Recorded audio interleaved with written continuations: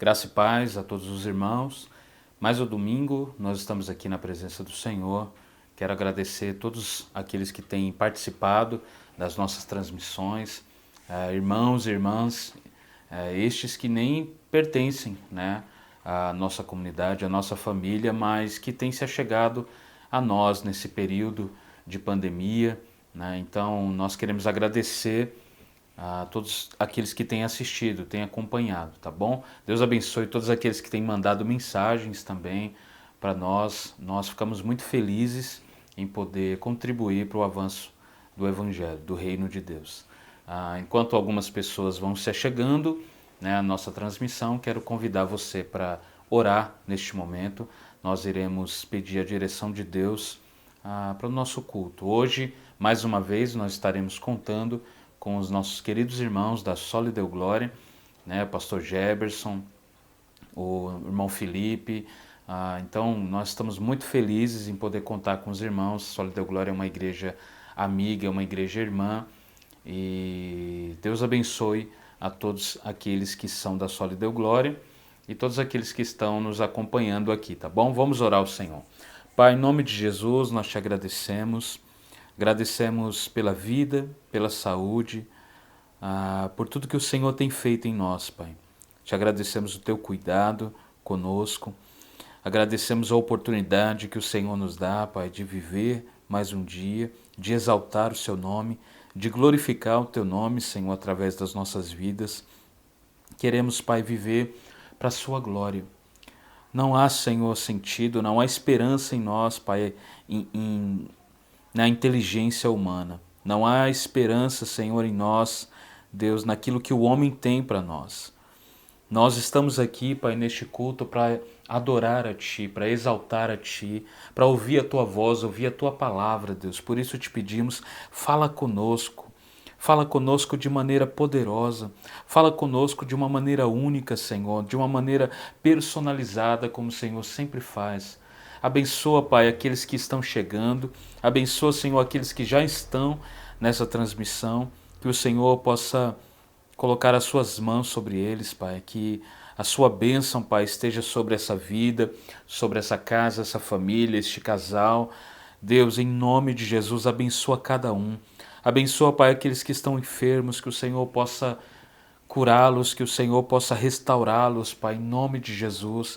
Abençoa aqueles que têm familiares, Pai, no hospital, que o Senhor venha, Senhor, conceder a cura, venha operar um milagre, venha, Senhor, colocar as suas mãos sobre essas vidas, para que eles sejam restaurados, para que eles voltem ao seu lar. Pai, em nome de Jesus, abençoa o nosso culto de hoje. Tudo é para Ti, que o Senhor tome a direção de tudo. Deus, que nós possamos exaltar o Teu nome através das canções que nós cantamos a Ti, através das nossas orações que fazemos a Ti e através da pregação da Tua palavra. Que Tu estejas, Pai, na pregação da Tua palavra. Deus, que o Senhor venha falar o nosso coração de maneira poderosa, Senhor. Nos tirando, Senhor, da zona de conforto, nos atraindo para mais perto de Ti, para mais perto, Senhor, do centro da Tua vontade. Nós Te agradecemos, Deus. Fica conosco em nome de Jesus. Amém. Amém, meus irmãos. Vamos ficar agora com o louvor com os nossos irmãos da Soli Deo Glória Church. Graça e paz. Muito boa noite, irmãos da Missão Graça Abundante e todos os irmãos que estão conosco nesta live. Este é um momento para adorarmos ao Senhor com canções. Então, solte a sua voz, abra o seu coração e que, com amor, com toda a tua força, você adore ao Senhor, aquele que é o centro de tudo. Ele é o princípio, o meio e o fim, alfa, ômega. Ele é tudo, em todos. E para Ele seja a glória.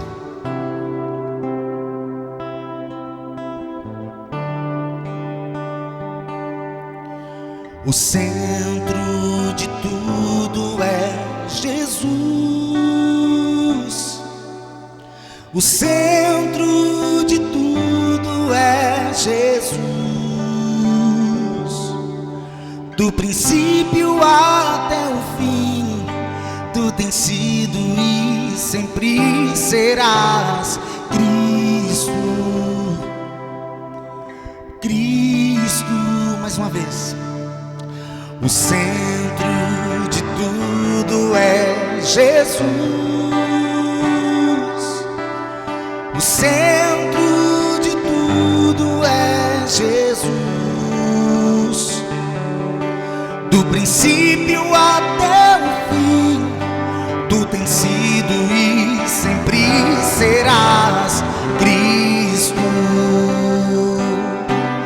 Cristo, tu estás no centro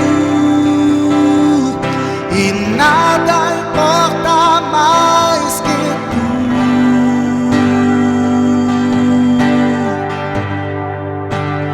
Todo o universo se prostra ante a ti, Jesus. A ti, Jesus, o centro da minha vida.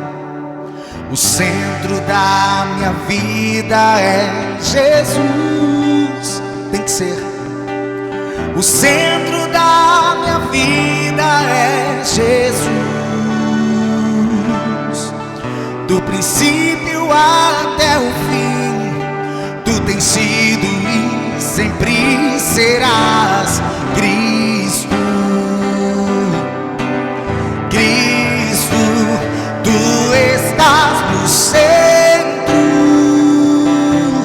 e nada importa mais que tu. Todo o universo te adora. Todo o universo se prostra ante a ti, Jesus. Tu estás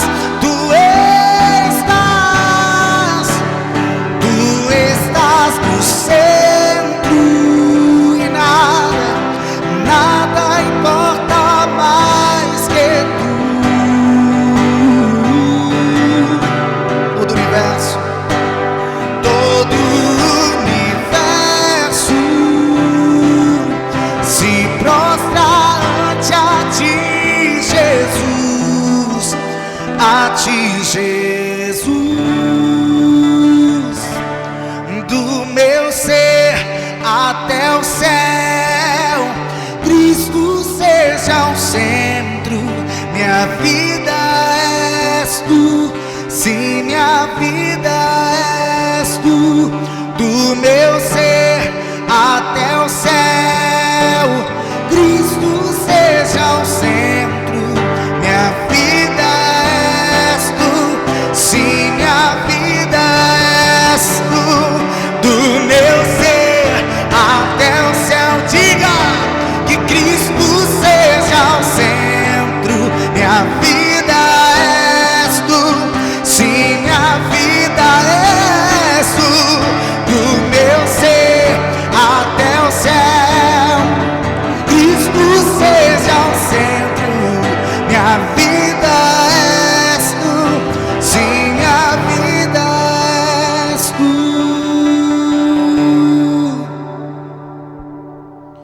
O centro da igreja é Jesus. O centro da igreja é Jesus. Do princípio até o fim, tu tens sido e sempre serás Cristo. O Cristo, Filho do Deus vivo. Cristo, Filho de Deus. Cristo, ungido do Senhor. Cristo,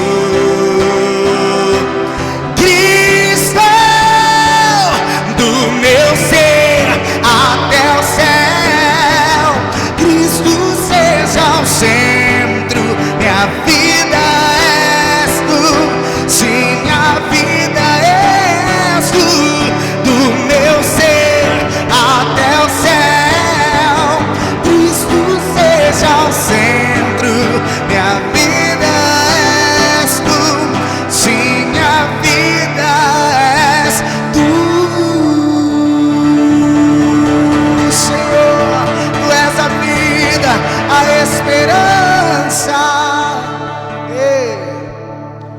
reino está firmado desde a eternidade. O teu trono está firme e não será abalado.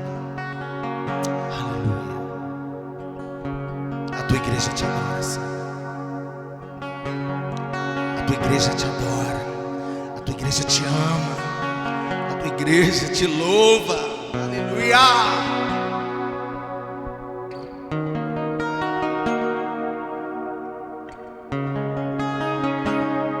Os reinos se abalam, os povos se curvam, as bocas se abrem e as mãos se levantam para dizer que tu és o rei, para dizer que tu és o Senhor.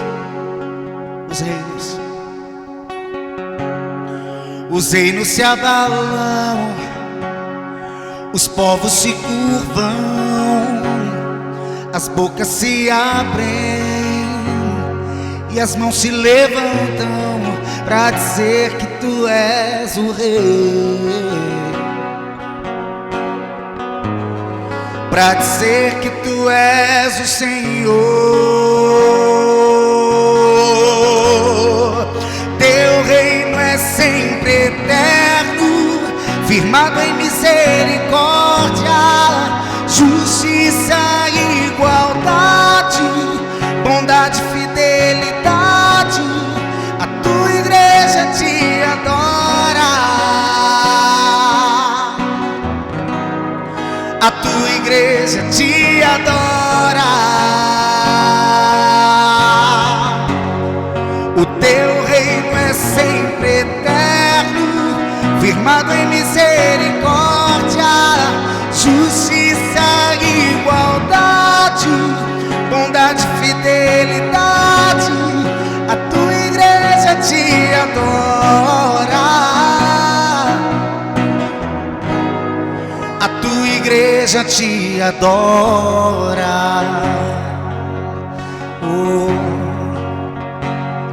Os reinos se abalam, os povos se curvam, as bocas se abrem e as mãos se levantam para dizer que tu és o rei, oh Deus, para dizer que tu és o Senhor, para dizer que tu és o rei, para dizer que tu és o Senhor, para dizer que tu és o rei, para dizer que tu és o Senhor. O teu reino é sempre eterno, firmado em misericórdia, justiça e igualdade, bondade e fidelidade. A tua igreja te adora, a tua igreja te adora. Oh, o teu reino é sempre eterno, firmado em misericórdia, justiça e igualdade, bondade e fidelidade. A tua igreja te adora, sim, a tua igreja te adora, pois a ti pertence a honra, teu é o reino, teu é o poder, tua é a glória, para sempre, para sempre, para sempre, para sempre. Só teu, Senhor. Tudo pertence a ti, tudo pertence a ti. Teu é o reino e o poder e a glória, só teu. Teu é o reino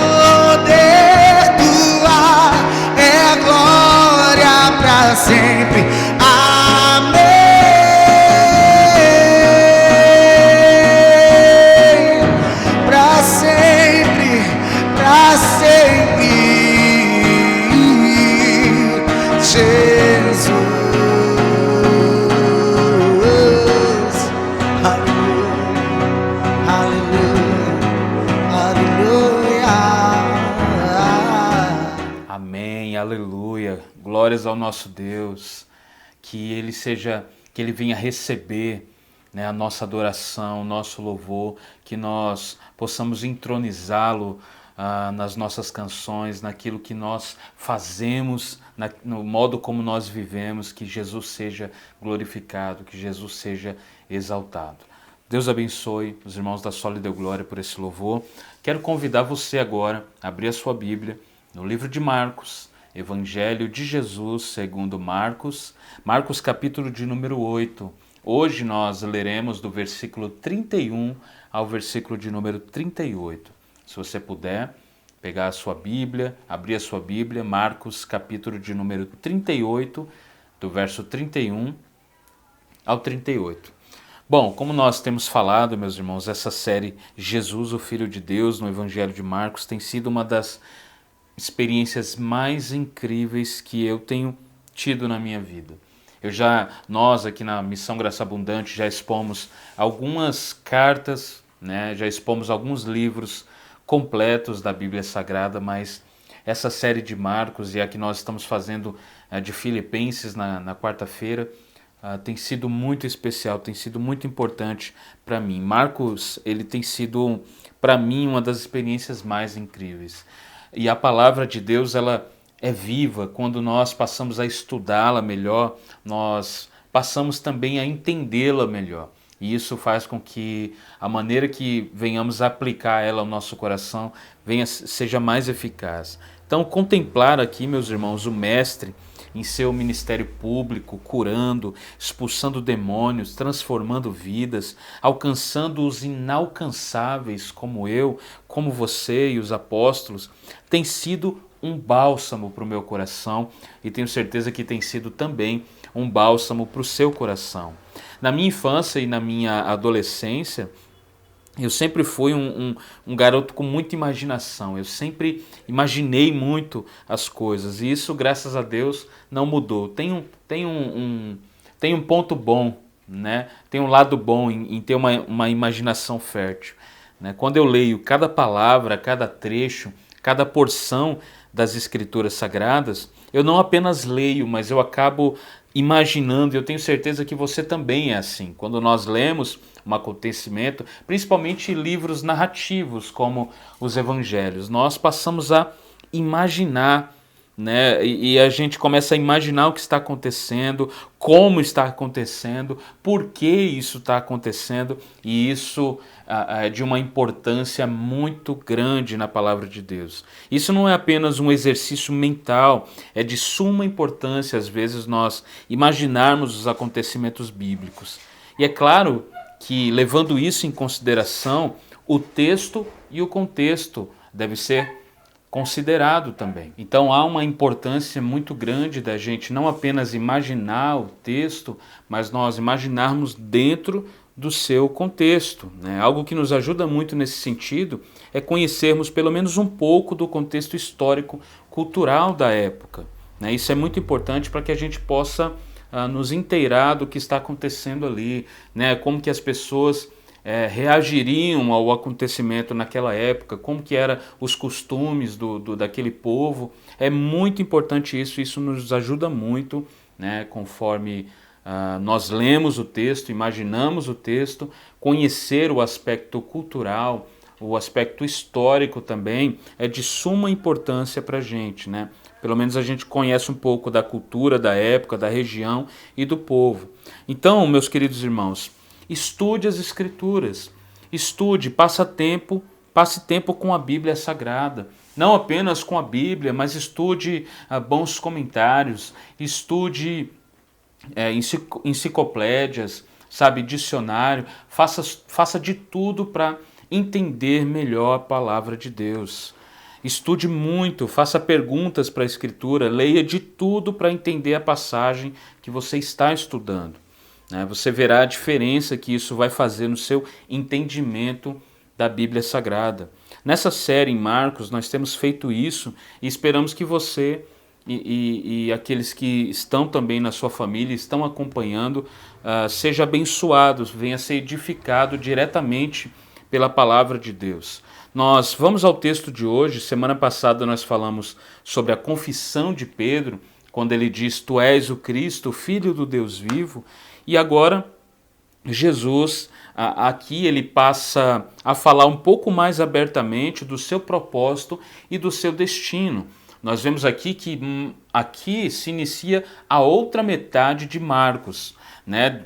De Marcos, o livro de Marcos, daqui para trás, é mais o ministério público de Jesus, de curas, de milagres. Não que isso não aconteça mais, mas agora Jesus ele acaba gastando um pouco mais de tempo instruindo os discípulos acerca do que viria, né, a seguir, acerca do que aconteceria com a sua própria vida, né? Ele começa a instruir os discípulos a respeito do sofrimento, a respeito do custo do discipulado também. Então aqui se inicia uma outra metade do livro de Marcos. Marcos, do capítulo 8, verso 31 ao 38, está escrito assim: Então Jesus começou a ensinar-lhes que era necessário que o Filho do Homem sofresse muitas coisas, fosse rejeitado pelos anciãos, pelos principais sacerdotes e pelos escribas, fosse morto e que depois de 3 dias ressuscitasse. E isso ele expunha claramente. Então Pedro, chamou Jesus à parte, começou a repreendê-lo. Mas Jesus, voltando-se e vendo os seus discípulos, repreendeu Pedro e disse: Sai da minha frente, Satanás, porque você não leva em consideração as coisas de Deus, e sim as dos homens. Então, convocando a multidão, juntamente com seus discípulos, Jesus disse: Se alguém quer vir após mim, negue-se a si mesmo, tome a sua cruz e siga-me. Pois quem quiser salvar a sua vida, a perderá. E quem perder a sua vida por minha causa e por causa do Evangelho, esse a salvará. De que adianta uma pessoa ganhar o mundo inteiro e perder a sua alma? Que daria uma pessoa em troca de sua alma? Pois quem nessa geração adúltera e pecadora se envergonhar de mim e das minhas palavras, também o Filho do Homem se envergonhará dele quando vier na glória do seu Pai com os santos anjos. Aleluia, glória a Deus. Meus irmãos, que texto incrível, que texto maravilhoso. Essa é uma das passagens mais tensas e mais profundas ao mesmo tempo que nós encontramos aqui no Evangelho de Marcos. O que vemos aqui é Jesus tratando sobre o custo do discipulado. E às vezes muito pouco é falado a respeito disso. Muita gente acha que ser cristão é um mar de rosas, não vai lhe custar nada. Mas o próprio Jesus, numa outra passagem, ele nos instrui e diz para que nós venhamos calcular o custo, né? Ele diz: quem é que começa uma obra sem calcular esse custo antes? O que ele quer dizer com isso? Ele quer dizer que nós precisamos, antes de tomar essa decisão de segui-lo, calcular o custo. Nós precisamos entender que não apenas receberemos, mas nós daremos, e nós daremos nossa própria vida. Muita gente às vezes acha que seguir a Cristo significa o fim do sofrimento, ou seja, no ato de entregar minha vida a Ele, tudo que me atrapalha automaticamente cai por terra. Mas não é isso que acontece na realidade, meus irmãos. Nós precisamos entender que o convite de Jesus a segui-lo não é um convite a um parque de diversões. É um convite não apenas para segui-lo, mas para carregar a cruz que nos foi proposta. O convite de Jesus aqui é, no mínimo, desafiador. Somente no versículo 31, aqui Jesus ele lista muitas coisas que aconteceria com ele, né? Em primeiro lugar, ele diz que sofreria muitas coisas. Esse não é um novo conceito que aparece apenas no Novo Testamento. O Messias, aquele que seria enviado para salvar o povo, para trazer libertação ao povo, ele haveria de sofrer. Isso já estava escrito, não é uma novidade no Novo Testamento. Há diversas bases bíblicas, né, que o Filho do Homem, ou seja, o Cristo, o Messias, ele iria sofrer. O próprio quadro pintado por Isaías, no capítulo 53, é um dos textos mais claros a esse respeito. Isaías, capítulo 53, do 3 ao 7, diz exatamente assim: era desprezado. Aqui Isaías, tá? Centenas de anos antes, ele está falando a respeito do Messias que viria, de Jesus Cristo. E ele está profetizando, dizendo: ele era desprezado, o mais rejeitado entre os homens, homem de dores, e que sabe o que é padecer, o que é sofrer. Como um de que os homens escondem o rosto. Era desprezado, e dele não fizemos caso. Certamente ele tomou sobre si as nossas enfermidades, e as nossas dores levou sobre si. E nós o considerávamos como aflito, ferido de Deus e oprimido, mas ele foi transpassado por causa das nossas transgressões e esmagado por causa das nossas iniquidades. O castigo que nos traz a paz estava sobre ele, e pelas suas feridas nós fomos sarados. Todos nós andávamos desgarrados como ovelhas, cada um se desviava pelo seu próprio caminho, mas o Senhor fez cair sobre ele a iniquidade de todos nós. Ele foi oprimido e humilhado, mas não abriu a boca. Como cordeiro ele foi levado ao matadouro, e como ovelha muda diante dos seus tosqueadores, ele não abriu a boca. Uau! Meus irmãos, esse texto de Isaías 53 é um dos textos mais lindos de toda a Bíblia. Eu, quando quero comparar uma versão, quero comparar alguma tradução da Bíblia diferente da que eu já tenho, eu sempre abro em Isaías 53, porque é uma das passagens mais próximas do meu coração. Aqui fica claro esse primeiro item da lista de Jesus que aconteceria com ele. Ele sofreria muitas coisas. Isaías já profetizou antes que ele seria desprezado, que ele seria rejeitado, que ele seria traspassado pelas nossas transgressões, né? Que as nossas iniquidades, os nossos pecados cairiam sobre ele. Aqui, meus irmãos, nós vemos que de fato estava predito, predeterminado que Jesus sofreria muitas coisas. Inclusive, no verso 10 do capítulo 53 de Isaías, diz que ao Senhor agradou moê-lo. Meus irmãos, isso daqui não é uma linguagem qualquer. A Deus agradou moê-lo, por quê? Porque Deus não gostava do Filho. O Filho é Deus. Como assim para Deus agradou moê-lo naquela cruz? Por quê? Porque a justiça de Deus estava sendo satisfeita ali. O castigo, né, a justiça de Deus que era para cair sobre cada um de nós, caiu sobre Jesus. A ira de Deus caiu sobre Jesus Cristo. Então é por isso que agradou ao Senhor moê-lo. Em segundo lugar, Jesus lista aqui que ele seria rejeitado. Em terceiro lugar, ele diz que seria morto. E em quarto lugar, ele diz que ressuscitaria. Então, Jesus ele lista aqui tudo o que iria acontecer com ele. E a Bíblia diz que agora ele está falando disso abertamente.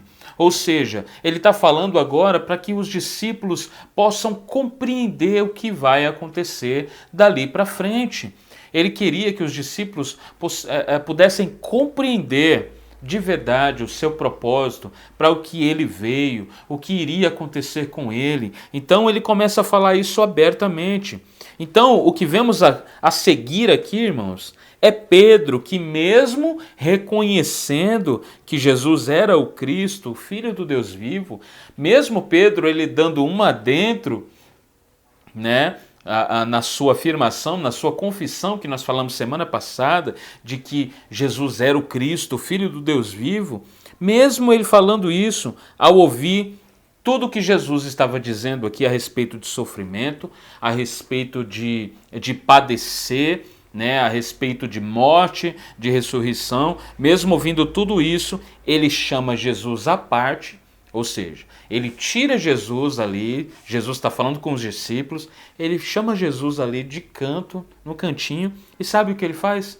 Ele começa a repreender Jesus. Olha o que é isso, irmãos. Pense nisso. Pedro chama Jesus à parte e começa a repreender.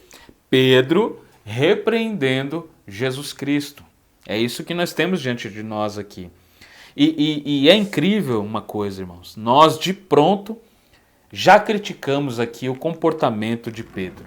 É uma coisa que nós costumamos fazer como cristãos. Nós olhamos para essa passagem e a primeira coisa que nós fazemos é criticar, né, o comportamento de Pedro.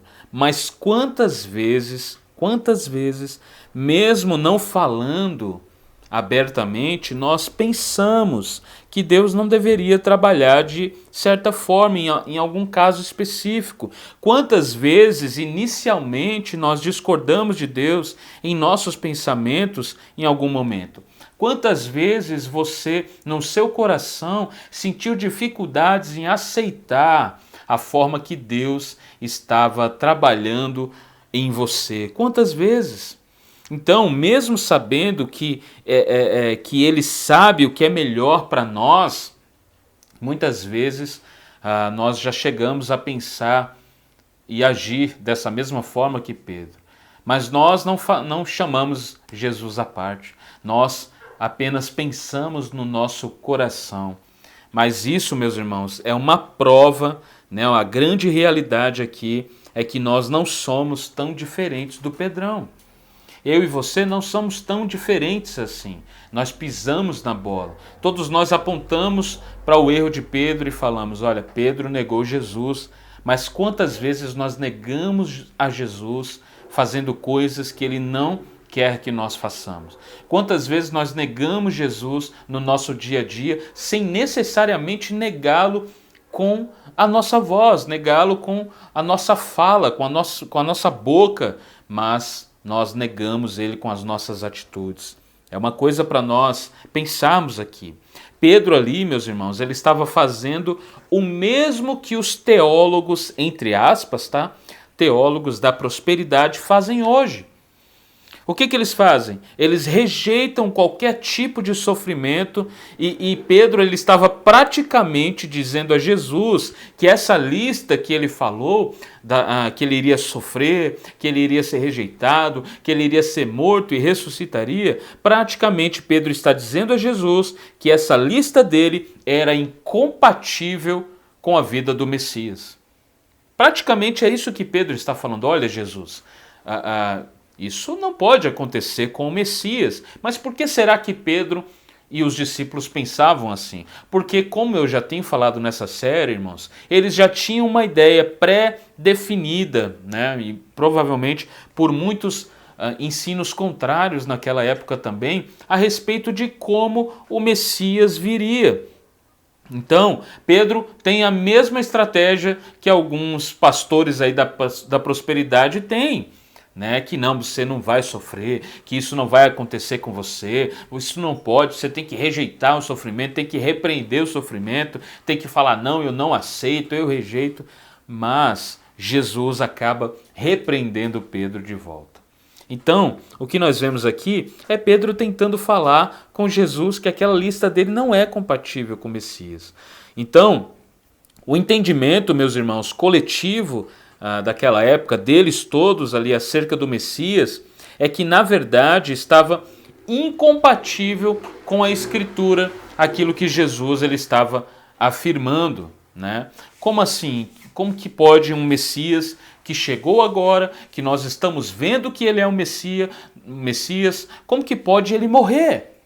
Não pode ser assim, isso não é justo. Então isso não estava entrando na natureza dos discípulos, né?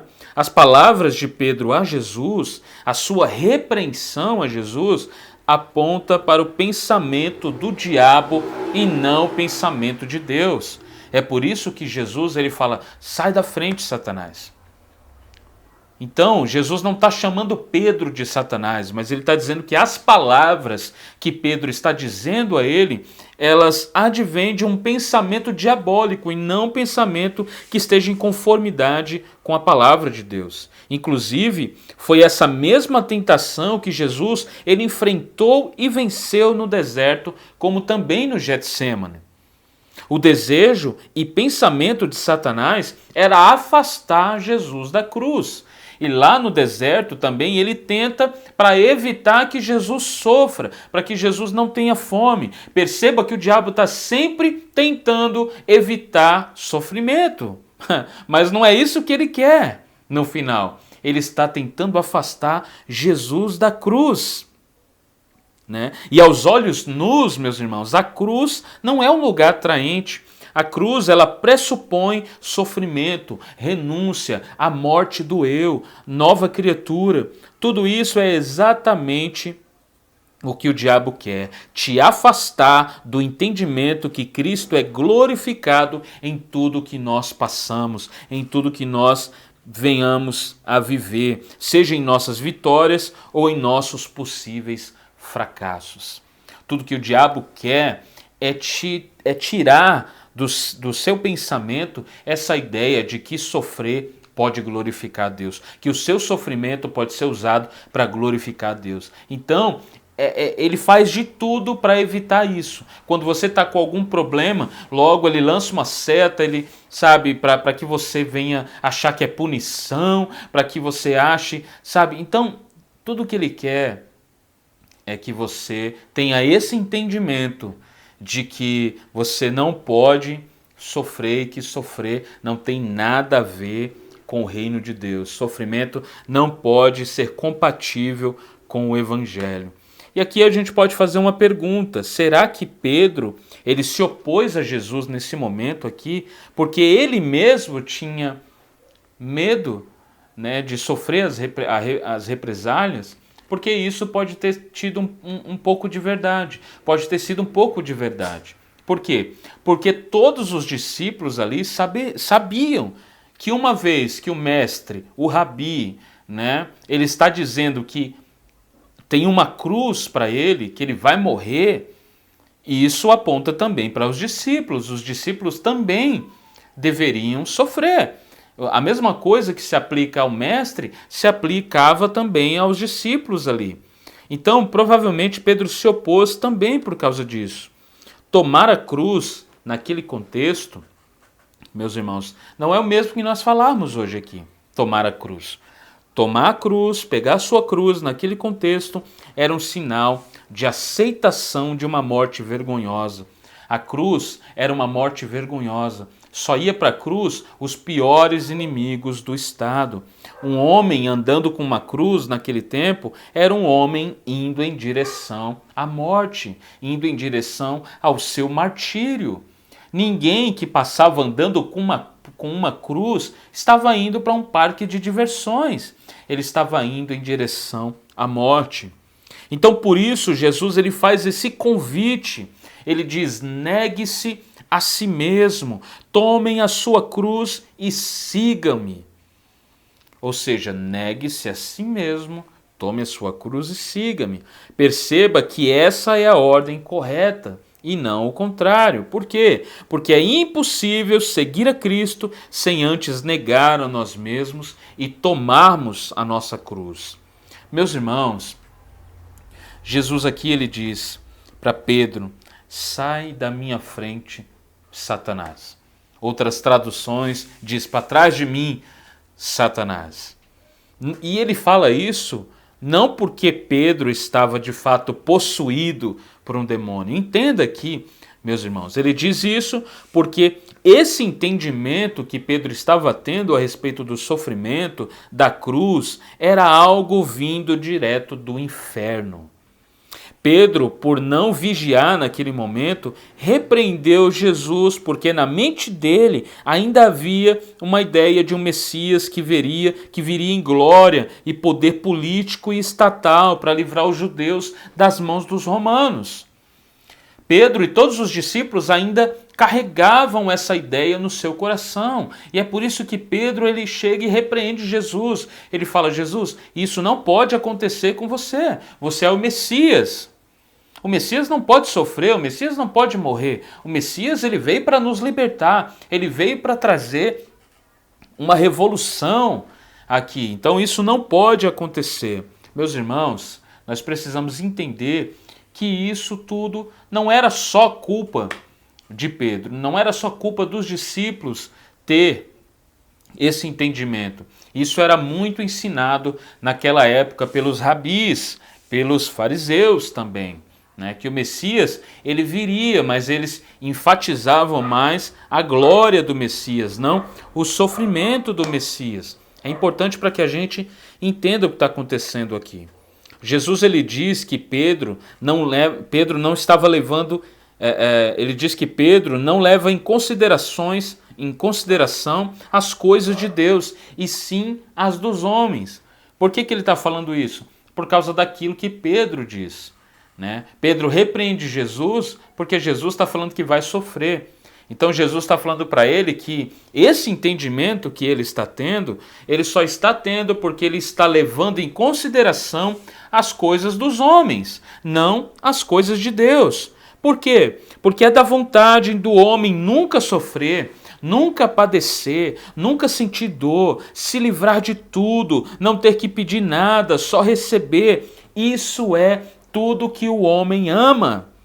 Status, honrarias e rejeitando qualquer aspecto de sofrimento. O homem não quer sofrer. E não é apenas o homem moderno de hoje. Naquela época já era assim. Ninguém acorda dizendo: esse é um ótimo dia para sofrer. Ninguém acorda com esse entendimento. Ninguém pensa dessa forma. Mas, meus irmãos, é uma realidade que o sofrimento vem sobre nós, que nós sofremos nessa vida. A vida não pega leve, não pegou com Jesus e não pega conosco também. Qual a diferença que nós devemos ter? Qual a diferença que os cristãos têm para os não cristãos referente ao sofrimento? É que nós temos alguém que caminha conosco no meio do sofrimento. O salmista Davi diz: ainda que eu ande pelo vale da sombra da morte, não temerei, porque tu estás comigo. O salmista Isaías profetiza: ainda que eu venha passar pelas águas, né, elas não me submergirão. Ainda que eu passe pelo fogo, chama nenhuma vai arder em mim. Meus irmãos, nós temos um Deus que não apenas nós temos um Deus que não nos livra do sofrimento, mas ele nos livra no sofrimento. É no meio do sofrimento que ele nos livra, que ele está conosco. Então, Pedro estava com esse entendimento, e esse entendimento é próprio do homem, é próprio do inferno, é próprio do diabo. As Escrituras, além de falar, meus irmãos, do sofrimento do Messias, falava muito também sobre a glória do Messias. Alguns rabinos da época chegavam até a ensinar, né, de uma forma errada, erroneamente, de que poderia existir dois tipos de Messias. Um Messias que sofreria e um Messias que reinaria. Não é de se admirar, então, aqui que os discípulos estivessem confusos a esse respeito. Jesus os chama para uma vida de renúncia. Se em seu futuro haveria uma cruz, se no futuro de Jesus haveria uma cruz, logo também haveria para os seus discípulos. Apesar deles serem homens devotos, apesar deles serem homens que amavam a Jesus, os discípulos eles seguem ignorando a relação entre a cruz e a coroa.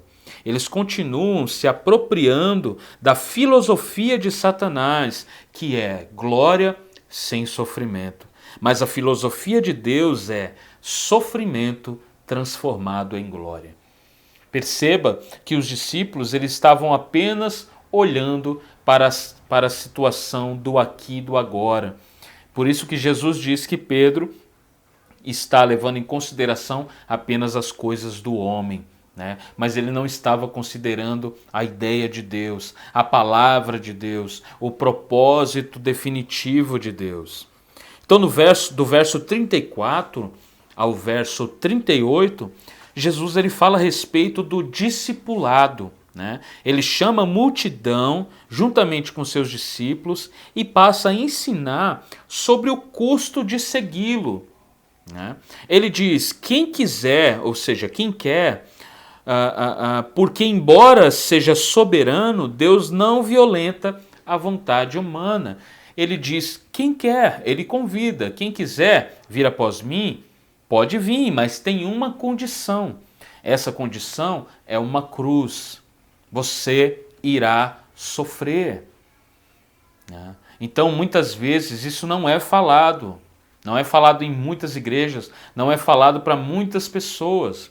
A ideia do sofrimento passa longe, né, de muita gente. E é por isso que quando o sofrimento vem sobre ele, vem sobre ela entra em desespero, porque acha que aquilo ali, Deus está punindo ela, que está acontecendo, o diabo tal, é isso e aquilo. Por quê? Porque ela não entende que sofrimento vem para leigos, vem para que não leigos, vem para gentio, vem para judeu, vem para crente, vem para descrente.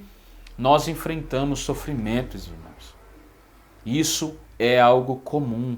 Agora, a maneira como nós lidamos com o sofrimento é que vai definir a qualidade do nosso cristianismo, a qualidade da nossa fé. Então, Jesus ele não força ninguém a nada. Ele não força.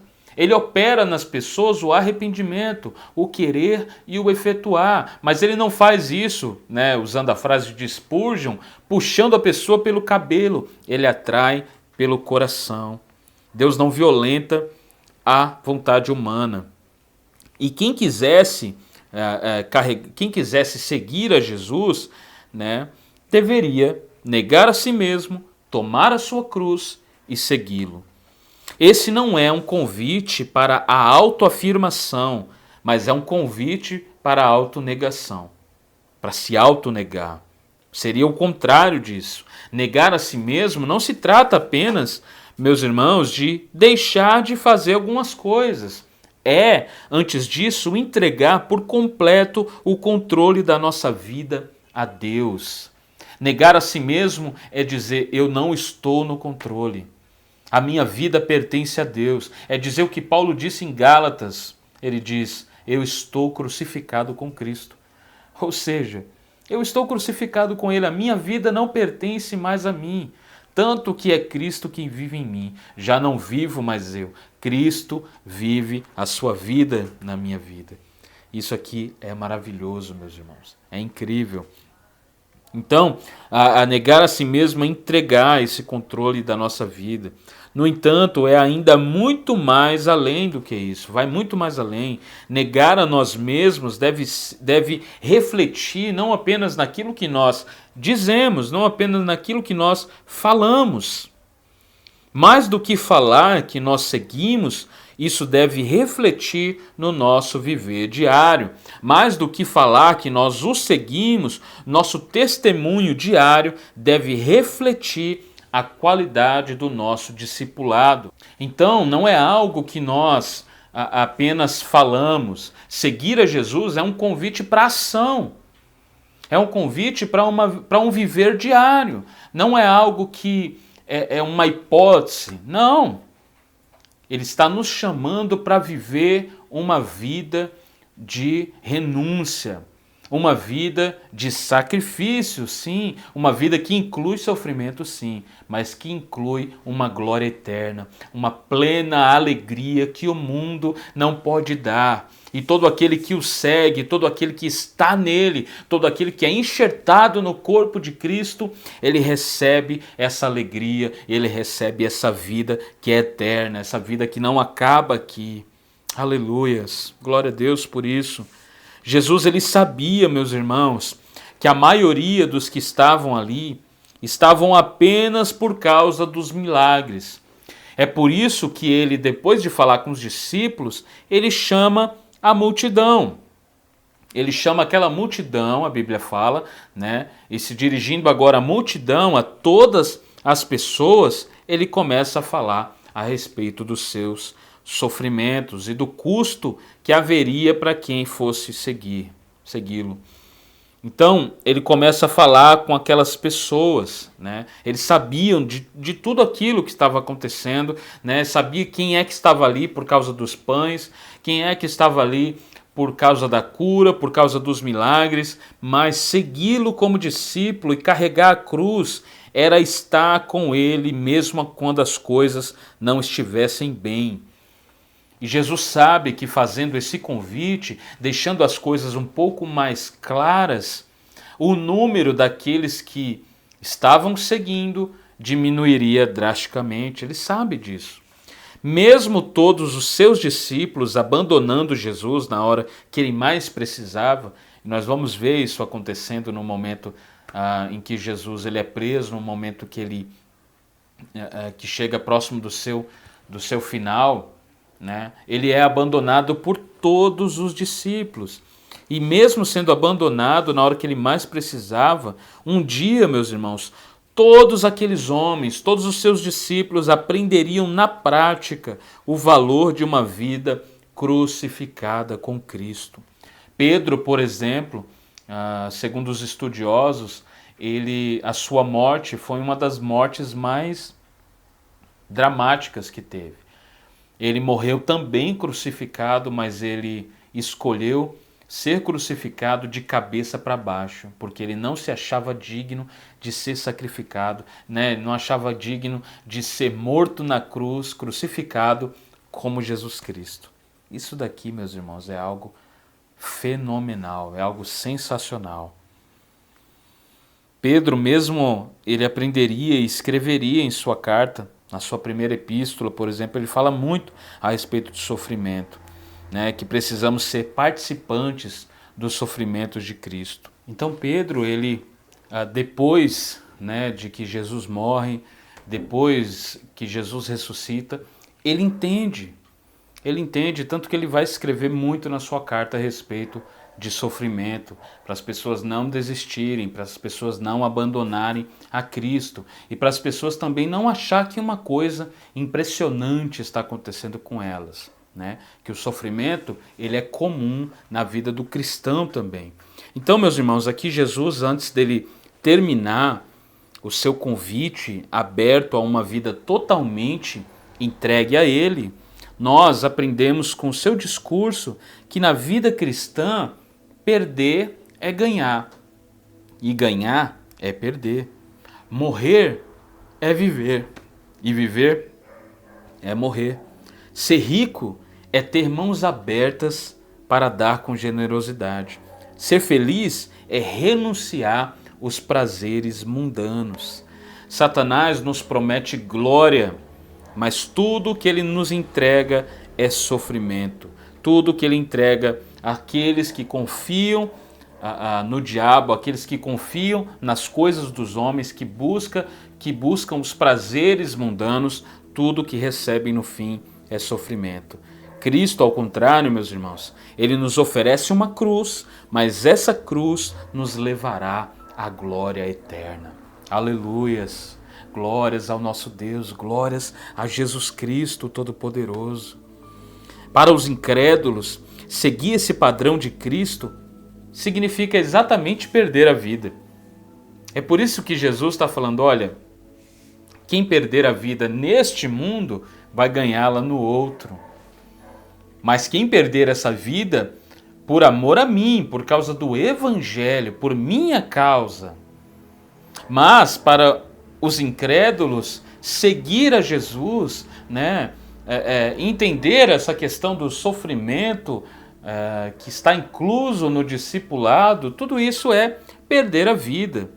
Então eles procuram salvar as suas vidas se afastando da cruz, se afastando de qualquer aspecto da dor. Então, mas para o cristão que segue a Cristo, né, com a sua cruz, perder a vida é ganhar na eternidade essa vida. Nós podemos ganhar o mundo inteiro buscando fama, sucesso, riquezas, reconhecimentos, aplausos, mas no que isso ajuda sobre o nosso destino? Nós podemos ganhar o mundo todo, né? Através de todas essas coisas, mas no que isso ajuda o destino, sobre o destino da nossa alma. Perder a alma aqui, meus irmãos, também pode significar, não no sentido literal, mas significa desperdiçar a sua vida com aquilo que não traz satisfação duradoura, com aquilo que não é Cristo Jesus, né? Desperdiçar a sua vida correndo atrás daquilo que não é o Senhor, buscando Deus aonde não há Deus, buscando felicidade aonde não há alegria eterna, onde não há felicidade de verdade. Nós podemos ter tudo, ganhar o mundo todo e ainda assim não ter nada para mostrar quando nós estivermos diante de Deus na glória. E é isso que Jesus está advertindo aqui os seus discípulos, os seus seguidores. Olhem, busquem o reino de Deus e as demais coisas serão acrescentadas.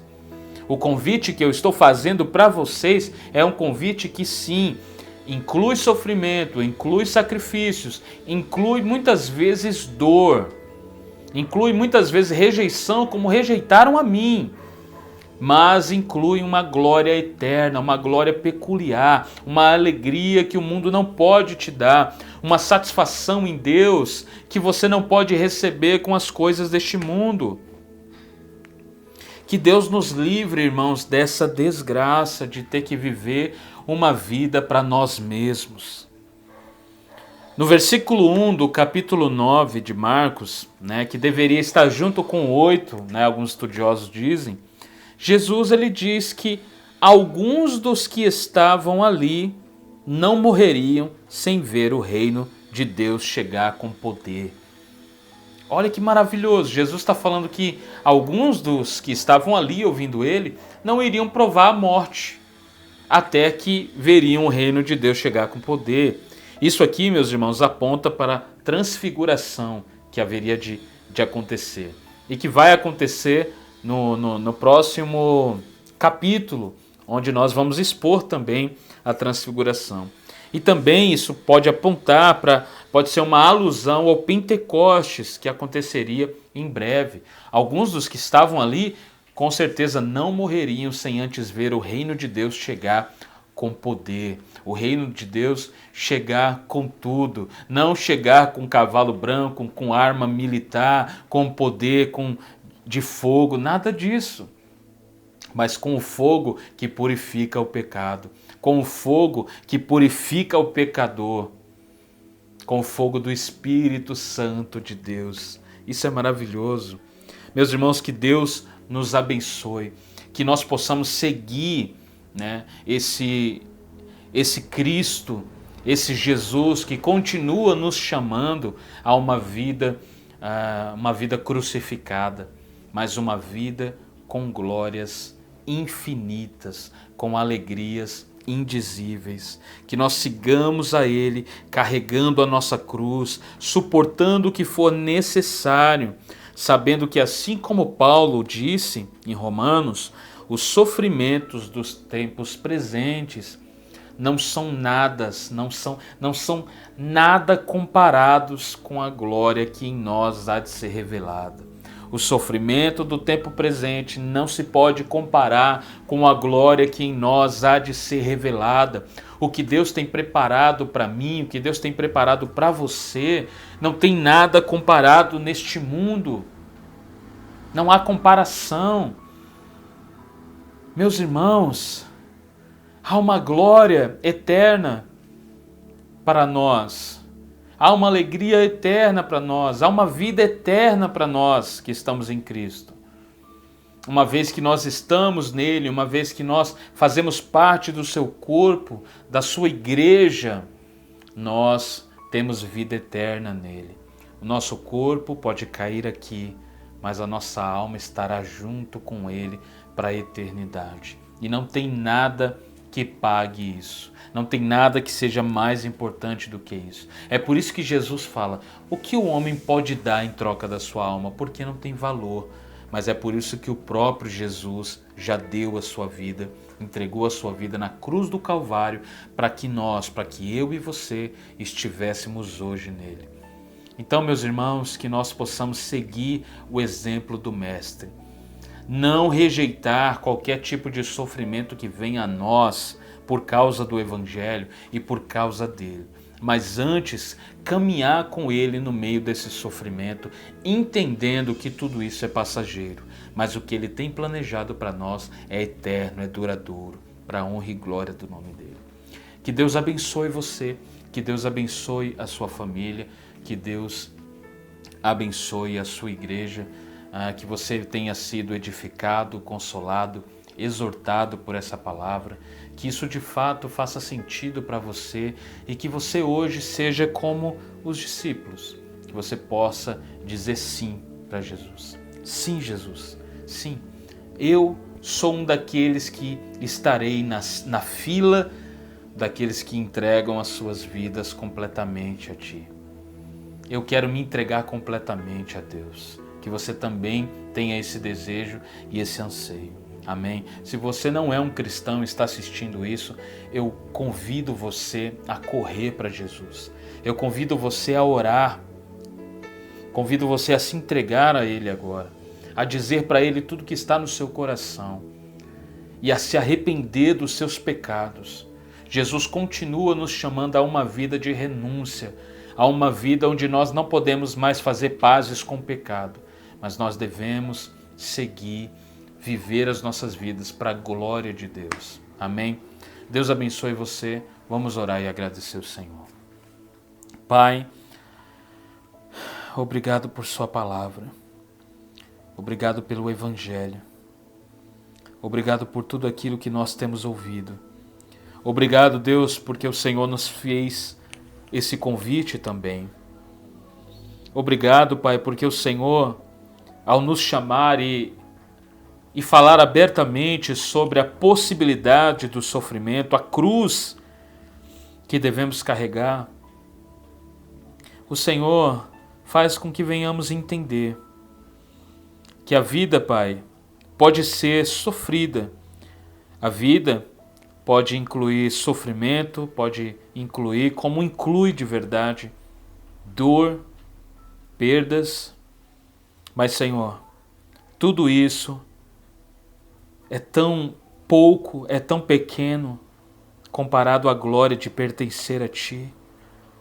Comparado à glória de pertencer a Ti, de fazer parte da Sua família, de ser Teu filho. Obrigado, Deus, pelo privilégio que o Senhor nos dá de estarmos em Ti, Deus. De nos momentos como esse, Pai, momentos de sofrimento, momentos de isolamento social, momentos em que famílias estão separadas, momento esse, Pai, onde pessoas estão nos hospitais e os membros das suas famílias estão em casa. Ainda em momentos como esse, Pai, o Senhor continua nos orientando, continua nos convidando, continua caminhando conosco no meio do sofrimento, mas nos dando indizível alegria, nos dando uma alegria, uma felicidade, nos dando uma paz que este mundo não pode nos dar. Não pode. Esse mundo não entende, Senhor, a paz e a alegria que há em nós.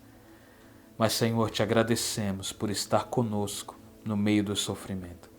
Honra e glória sejam dadas a Ti. Que nós possamos calcular o custo que é seguir a Ti e que possamos tomar a decisão que marcará as nossas vidas, que é a decisão de Te seguir. Eu tomei essa decisão, Senhor, e não tenho me arrependido. E que os meus irmãos que têm ouvido essa palavra possam tomar a mesma decisão, fazerem a mesma escolha, para a glória do Seu nome. Amém.